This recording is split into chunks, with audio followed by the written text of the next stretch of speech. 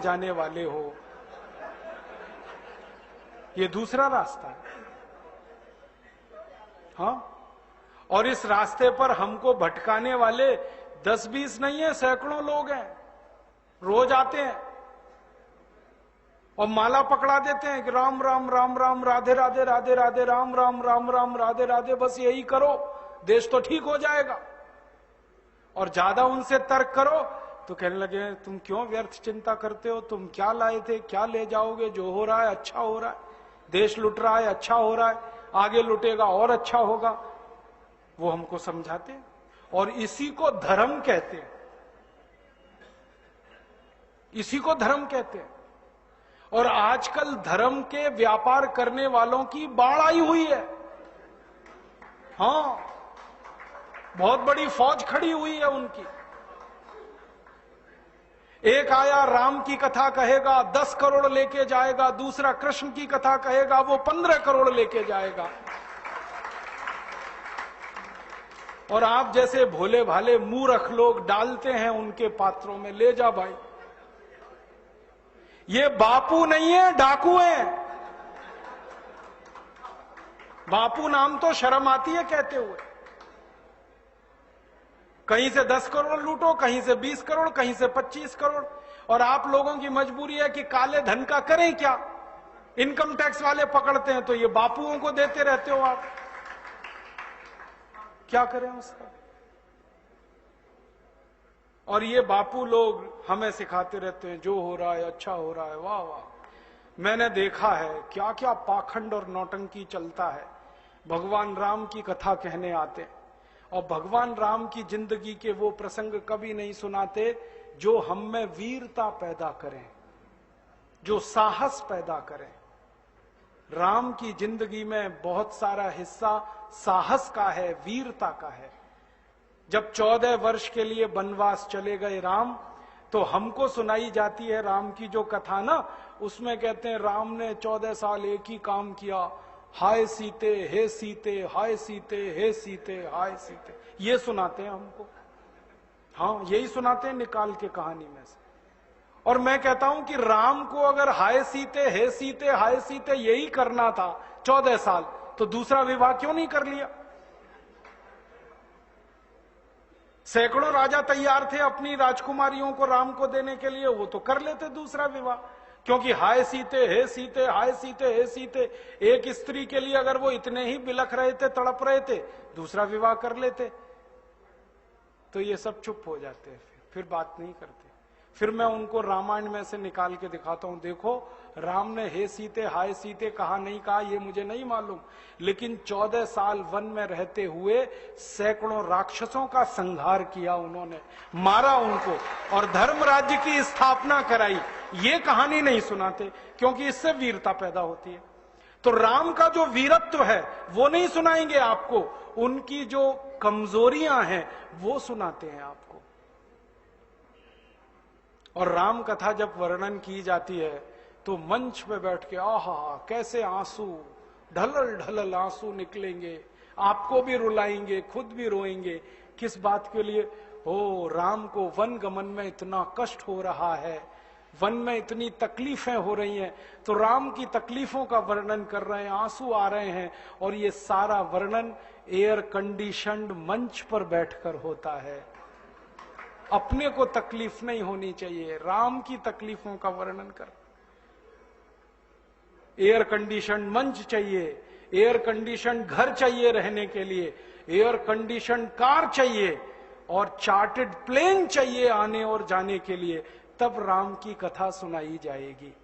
जो राम जिंदगी भर पैदल चलते रहे, जिन्होंने अपना रथ भी छोड़ दिया था अयोध्या से निकलते समय, वो राम ने जिंदगी भर पैदल चल के काम किया और यहां एयर कंडीशन कारों में घूम घूम कर, चार्टर्ड प्लेन में घूम घूम कर राम की कथा सुनाते हैं। वो कथा वथा नहीं है, वो उद्योग है, व्यापार है, बिना टैक्स का। और मुझे बहुत शर्म है ये कहते हुए, समय आने पर प्रमाण से बात करूंगा कि राम कथा कहने वाले ब्लैक मनी को व्हाइट मनी करने के काम में लगे हुए एजेंट हैं और इससे ज्यादा कुछ नहीं है। और इससे ज्यादा कुछ नहीं। और मुझे इससे भी बड़ी शर्म आती है कहते हुए कि आप जो उनको दे रहे हैं दान के रूप में, वो पैसा ब्याज पर उठा रहे हैं वो दूसरे लोगों को, और आपके दिए हुए पैसे से धंधा बना रहे हैं अपना। फिर ऐसे ही कृष्ण की कथा कहने वाले आ जाते हैं, कहते राधे राधे राधे राधे राधे राधे, और कुछ कहो ही मत, राधे राधे। कंस को मारा, जरासंध को मारा, शिशुपाल को मारा, अधर्मियों को मारा, ये सब थोड़े में, राधे राधे राधे राधे बड़े में।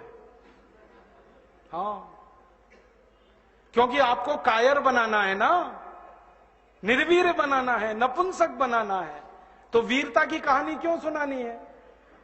तो चुन चुन कर ऐसी कहानियां सुनाते हैं।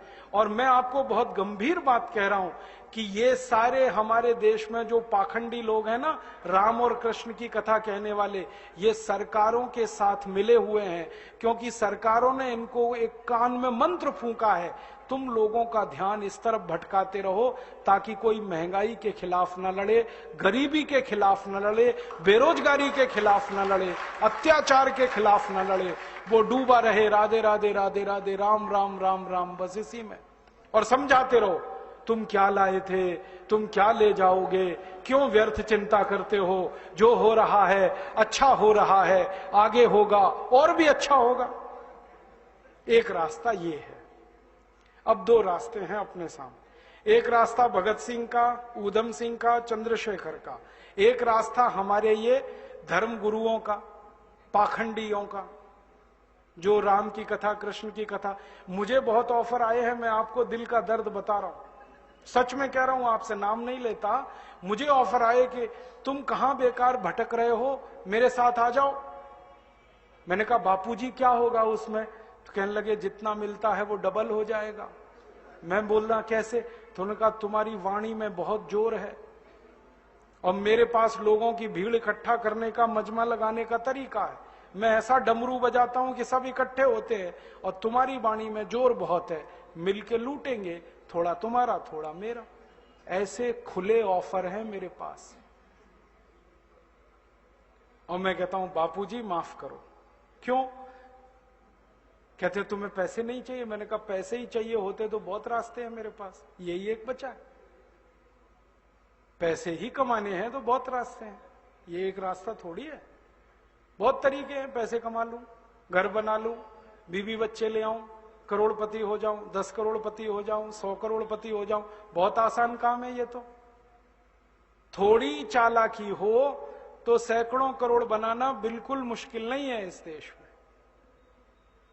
फिर अंत में तो वही होगा ना, सैकड़ों करोड़ हो गए, एक दिन डायबिटीज होगी, एक दिन अर्थराइटिस होगा, एक दिन हार्ट अटैक आएगा, मैं मरने ही वाला हूं।